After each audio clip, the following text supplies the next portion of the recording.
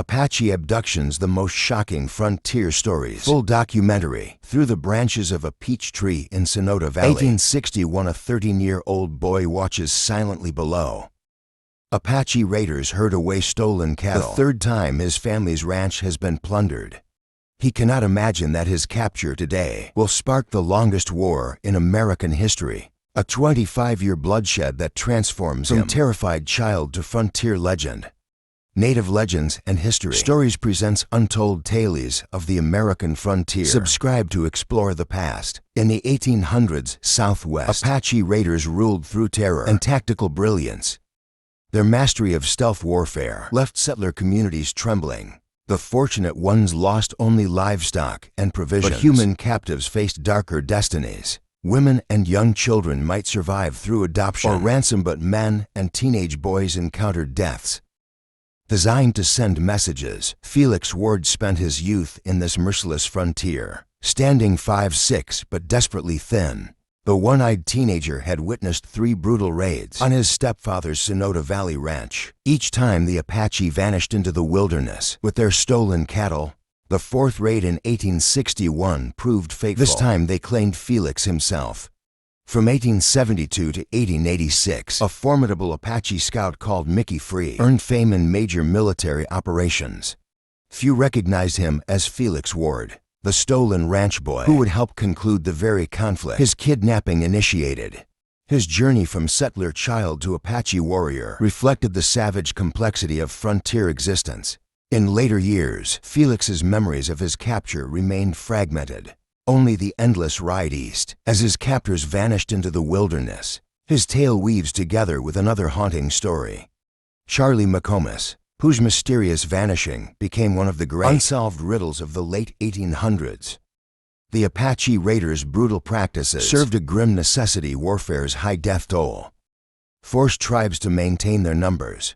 Kidnapping emerged as a crucial survival strategy. Most male prisoners endured torture and execution, their deaths calculated to spread fear. Those few who lived underwent complete cultural transformation, embracing Apache ways as their only path forward. Felix's situation deviated from the norm. Though his age marked him for certain death, something about this gaunt, one-eyed youth captured his captor's interest. As Los Barbaros, the terror of settler children's fears, led him from his home, Felix confronted an unknown destiny. His childhood, already scarred by relentless Apache raids, would evolve into something unprecedented on the frontier. When John Ward discovered his stepson's disappearance, he triggered a sequence of events that would stain the frontier crimson. Within hours, Ward mounted his horse and rode the 15 miles to Fort Buchanan, pushing his mount to exhaustion through the dangerous territory. His frantic report mobilized Lieutenant George Bascom, who assembled 54 soldiers for immediate pursuit of Felix's captors. The canvas walls of a military tent at Apache Pass witnessed the unraveling of peace between two worlds. Lieutenant Bascom, having tracked the Cherokee band through their traditional eastern roots, failed to realize how new fort construction had forced all Apache groups to reshape their travel patterns. Chief Kakisi entered the tent, accompanied by his brother and 3 nephews, trusting in the diplomatic relations his people had maintained with U.S. forces. That trust shattered under Bascom's iron certainty. The lieutenant's words fell like hammer blows. "You are our prisoners until the boy is returned." Cochise's attempts to reason, his offers to help search for Felix, met an immovable wall of suspicion. Recognition flickered in Cochise's eyes. Negotiation was impossible. His hidden blade sliced through tent canvas with practiced precision. As soldiers fumbled for weapons, the chief melted into the mountain terrain. His family members remained behind in chains, their fate now tied to a boy their tribe had never taken. The next phase unfolded like a deadly chess match. Cochise selected for American hostages with care, offering them in trade for his imprisoned family. Bascom's response remained unchanged. Only Felix Ward's return would end the standoff. Faced with an impossible demand, Cochise made his move. His American captives' bodies appeared, strategically placed, bearing specific marks that spoke volumes in Apache warfare tradition. Bascom countered by hanging Cochise's family members from Apache Pass's most visible trees. This series of decisions, known as the Bascom Affair, ignited 25 years of sustained warfare. While blood soaked the frontier, Felix Ward found himself among the Coyotero Apache, his original captors either Pinal or Yuravopara raiders. According to differing accounts, had traded him to this White Mountain band. Few records exist of his early adaptation, save for words from his adopted brother John Rope, later a Medal of Honor recipient. He was raised with me, but we always treated him like he was one of us. Felix embraced Apache ways completely. He participated in raids targeting both indigenous tribes and settler communities, though he carefully avoided U.S. military encounters. This pattern continued until 1872, when General George Crook's campaigns forced the White Mountain Apache onto designated reservations. The reservation system typically reunited captives with their original families. Felix's path diverged from this pattern. When his brother Santiago found him, he brought heavy news. Their mother and Felix's adopted father had both died during his absence. Despite Santiago's appeals to reclaim his settler identity, Felix chose to remain with his Apache family.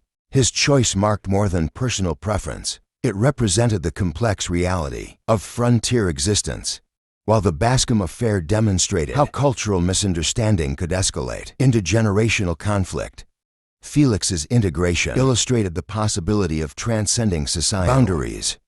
The consequences of these parallel stories rippled through frontier history.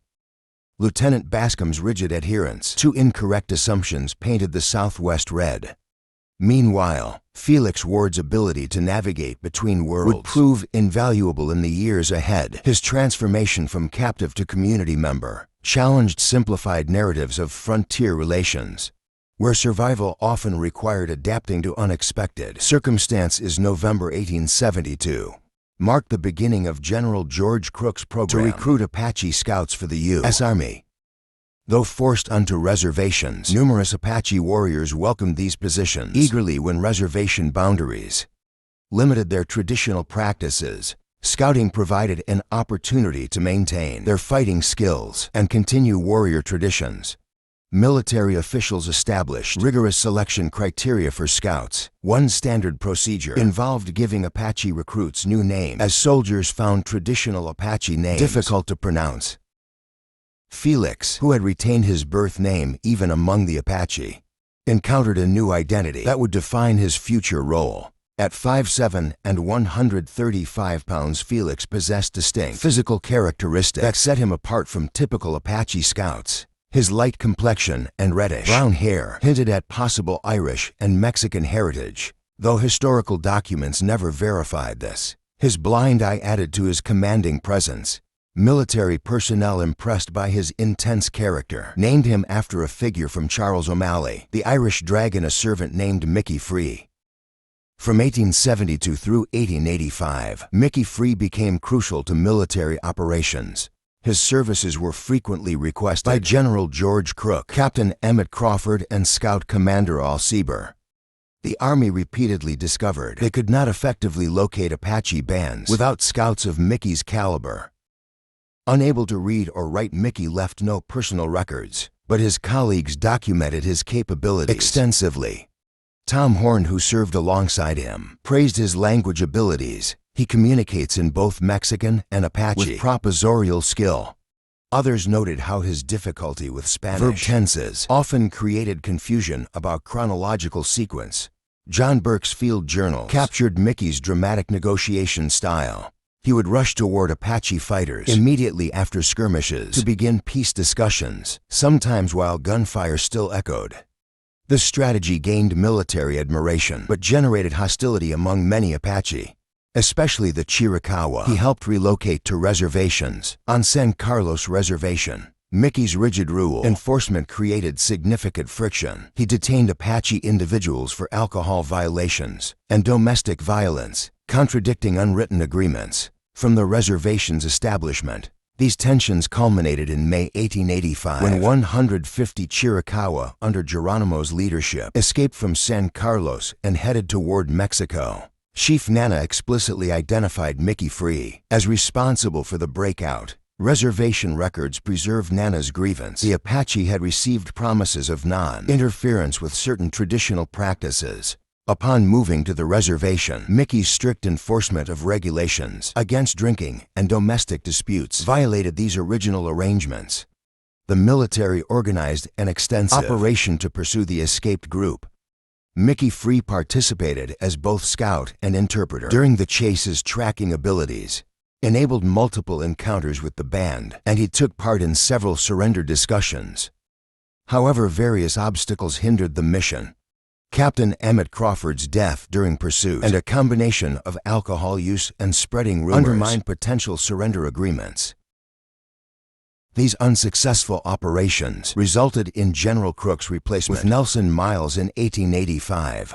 The new commander's tactics decreased reliance on scouts, temporarily leaving Mickey Free without specific assignments. However, Miles quickly recognized Mickey's exceptional language skills and deep understanding of both cultures.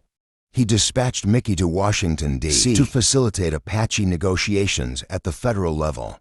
Throughout diplomatic meetings, Mickey showcased his linguistic abilities, translating sophisticated political discussions between Apache representatives and government officials. His familiarity with both society's practice helped resolve critical misunderstandings. During talks, he moved effortlessly between Apache military terms and formal diplomatic vocabulary. At San Carlos, Mickey enforced reservation policies with consistent firmness. His approach attracted criticism from Apache inhabitants and certain military personnel. His arrests for alcohol possession generated particular resistance, while reservation law prohibited drinking. Many Apache considered these restrictions violations of their rights. Mickey's regular patrols discovered concealed distilleries and seized alcohol reserves. He established an information network reporting bootlegging activities and household conflicts. These efforts, though commended by military leadership, led many Apache residents to label him the worst man on reservation. By 1885, hostilities peaked. Geronimo led 150 warriors in their households from San Carlos during nighttime hours. Mickey joined the pursuit forces, immediately employing his tracking skills to follow their path toward Mexico. The pursuit involved several close encounters, with Mickey frequently approaching armed Apache groups unaccompanied to initiate surrender talks. In July 1886, Mickey Free joined a small Apache delegation to Washington. The government needed reliable interpreters, stationed near telegraph offices for when Geronimo was captured. Among the group was a scout named Sheto, whose past would intersect with another tragic frontier tale. Technical difficulties with broken telegraph lines hampered communications, but by September, news arrived of Geronimo's final surrender. Military authorities deemed the remaining Cherokee too dangerous for local imprisonment or returned to San Carlos. They transferred these Apache to a maximum security facility in Florida, Fort Marion. Even some Apache scouts like Cheto, despite their service to the U.S. Army, were sent to the Florida prison. Mickey Free spent his final assignment as interpreter at Fort Marion, translating communications for 1 month. The war that began with his own kidnapping 25 years earlier as Felix Ward had finally ended. After 1886, Mickey Free's life becomes harder to trace. Without the ability to read or write, he left no personal records of his experiences or thoughts. However, his legacy would connect to another kidnapping case that haunted the Southwest for decades. In 1924, nearly 40 years after the Apache Wars officially ended, Bronco Apache raiders struck in New Mexico. This last recorded Apache raid on American soil left one rancher dead and resulted in stolen cattle and supplies. Witnesses reported seeing a white, bearded man riding with the raiders before they disappeared into Mexico. Local speculation immediately connected him to a decades-old mystery, the fate of Charlie McComas. Charlie's story began in March 1883 near Silver City, New Mexico. The 6-year-old boy and his parents, Hamilton and Juliana McComas, were enjoying a picnic near Thompson Canyon. The location was a natural choke point that forced travelers along a specific route, a fact well known to Apache raiders. A war party of 30 men, led by Sub-Chief Cheto, had positioned themselves to ambush unsuspecting travelers. The attack came with devastating swiftness. Before the McCombs family could react, raiders surrounded their horse-drawn buckboard. Hamilton McCombs handed the reins to his wife, Juniana, and grabbed his rifle. He leaped from the wagon, attempting to create a diversion, while his wife and son fled. His body was later discovered with 7 bullet wounds, testament to his final stand. Juniana managed to escape the initial assault, but couldn't outrun mounted warriors. Clutching young Charlie, she abandoned the wagon and tried to flee on foot. The raiders quickly overtook them. Evidence at the scene indicated she died from blunt force trauma, likely from a rifle butt. Charlie was nowhere to be found. The raiders' escape route led directly into Mexico, following a tactic that had frustrated American forces. For years, U.S. military units were prohibited from crossing the international border, allowing Apache raiders to strike and retreat with impunity. However, this pattern changed in May 1883, when a new treaty authorized U.S. forces to pursue hostile Indians into Mexican territory. General George Crook immediately launched an expedition into Mexico. While finding Charlie wasn't the mission's sole objective, the boy's recovery remained a priority. The tragic timing of this policy change, coming just months too late for the McComas family, highlighted the complex challenges of frontier law enforcement. The expedition into Mexico marked a significant shift in military strategy. For the first time, Apache raiders could no longer rely on the border as a guaranteed escape route. This change in policy would profoundly impact future raids and influence the final years of Apache resistance. However, for the McComas family, these changes came too late to prevent their personal tragedy. General Crook's expedition into Mexico included a large contingent of Indian scouts, with Mickey Free serving as one of their leaders. Within weeks, the scouts located Cheto's Rancheria, hidden in the mountains. The ensuing battle left 9 Apache dead, not just warriors but women and elderly residents. The military forces captured 5 survivors. During interrogation, one captured woman revealed that Charlie had been moved when scouts were first detected approaching the rancheria. As more local Apache groups surrendered to the army in following weeks, they claimed Charlie had fled into the mountains during the chaos of battle. John G. Burke, documenting the campaign in an Apache campaign in the Sierra Madre, recorded the official version. Charlie McComas was never found. The Chichihuas insist he was in the rancheria, destroyed by Crawford. They say he escaped into the mountains. Terror-stricken, the terrain was too rough, the timber and brushwood too thick to follow his tracks. Heavy rains and subsequent nights erased any trace. The Chiricahua maintained this story. Charlie lost in dense mountain vegetation, his tracks washed away by rain. However, evidence emerged 80 years later, suggesting a different fate. Jason Bedzinus, an Apache warrior who fought against U.S. forces in the 1880s, published The First Fought with Geronimo in 1959. His account revealed previously unknown details about Charlie's time with the Apache. According to Bedzinus, Charlie quickly learned the Apache language after his capture between March and May 1883. An Apache family took him in, treating him as their own child. They began preparing him for full tribal membership. During the May attack on the rancheria, Charlie fled with other Apache families. In the battle's confusion, scouts killed an elderly woman, mother of a warrior named Speedy. Upon discovering his mother's death, Speedy flew into a rage. He found Charlie during the escape and killed him with a rock. Bedzinus learned this from Ramona, an eyewitness to the events. The story remained untold for 80 years until all involved parties had died. The Army's extensive search never located Charlie's body. A second possibility emerged through decades of reported sightings. While most Apache moved to reservations, by the mid-1880s, isolated groups known as Bronco Apache continued living freely in the Sierra Madre Mountains. Strange reports began circulating of a bearded white man among them in 1924.